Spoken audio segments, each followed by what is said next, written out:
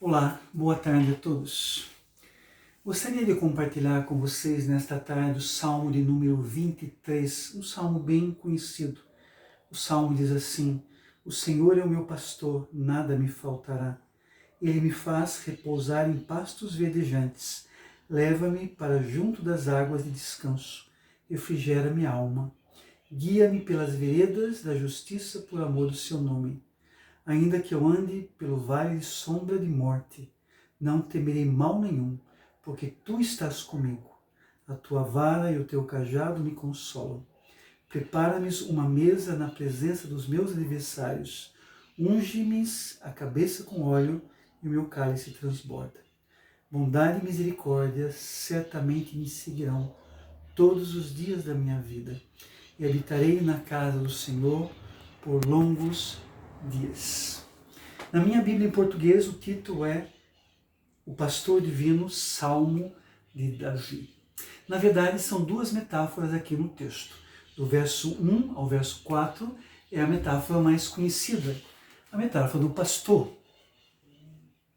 No verso 5 e 6 muda completamente a metáfora é de alguém fugindo de inimigos e encontra segurança debaixo da tenda de um beduíno. E como sinal de hospitalidade, então, lhe é oferecido azeite na cabeça, muito vinho, sinal de alegria, uma grande farta mesa é posta, e diz a Bíblia ali que tudo isso é feito na presença de inimigos. Os inimigos estão olhando a prática da hospitalidade. A pergunta é, duas metáforas distintas, pastor e hospedador, duas metáforas distintas, e o que une ambas as metáforas. Inclusive, existem pessoas que pensam que temos aqui, na verdade, dois salmos, e a forma de interpretá-lo tem sido distinta através da história. Inclusive, o judaísmo interpreta esse salmo como sendo um salmo messiânico aqui.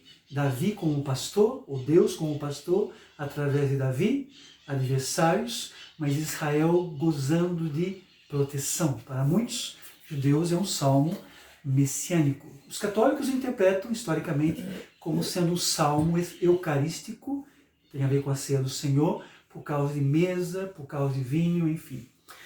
Através da história, interpretações distintas. Não é um salmo tão simples, tão simples assim. Mas vamos começar aqui no verso 1. Diz assim: O Senhor é o meu pastor, nada me faltará. A palavra Senhor aqui é um tetragrama, 4 consoantes, nenhuma vogal. Em espanhol foi traduzido como Jeová. Outras traduções traz como Yahvé. Português, Senhor. Entenda que nomes na cultura judaica é uma coisa extremamente importante. Nome tem a ver com identidade.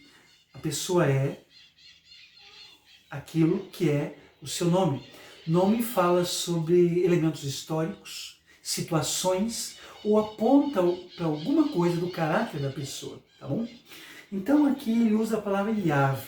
Esta palavrinha Yahvé era usado num contexto de pacto, num contexto de relações estabelecidas, um pacto bilateral ou unilateral. Quase sempre o contexto era uma ceia, uma grande comida, onde supostamente a divindade participava desta refeição ou deste pacto. Então o texto começa dizendo: Jeová é o meu pastor. Ele não será o meu pastor, ele é o meu pastor. Agora, por que pacto? Porque Jeová é o meu pastor. Porque ele diz assim: guia-me pelas veredas da justiça por amor do seu nome. Não é por amor ao Claudinei, não é por amor a você, por amor ao seu nome, que tem a ver com a sua identidade, com o seu caráter. Ele promete ser o meu pastor, o seu pastor, por causa de quem ele é, não por causa daquilo que eu sou e de minhas necessidades. Por causa do seu caráter, ele não muda. Jeová é o meu pastor. E concluindo aqui a nossa devocional desta tarde, diz aqui em português: o Senhor, o Jeová é o meu pastor, nada me faltará. Minha esposa e eu, durante alguns anos, trabalhamos com tradução bíblica e descobrimos então que as palavras algumas vezes têm um campo semântico, um campo de sentido muito amplo. Uma das possibilidades de tradução para este verso 1 aqui é: Jeová é o meu pastor e ele não me falta.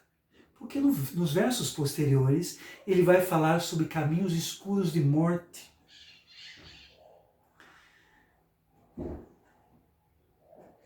E mesmo em meio a esses caminhos de morte, aos perigos, às adversidades da vida, aos inimigos da vida, a ideia é que Jeová não nos falta. Sua presença é constante. Quando lemos Hebreus capítulo 11, descobrimos que alguns homens fecharam bocas de leões através da fé. Outros tiveram seus familiares ressuscitados. Mas descobrimos que outros andaram, viviam nas covas, fugindo de perseguição. Outros, como Isaías, morreram queimados pelo fogo. Nem todos foram livrados pela fé. Muitos passaram pela morte, pela dor, pelo sofrimento. Vemos isso na vida de Paulo e na história da igreja. Mas a grande promessa aqui no texto é que Jeová não nos falta. Sempre contaremos com a sua presença. Não tem nada a ver com a sua fé. Tem a ver o quê? Com o caráter dele.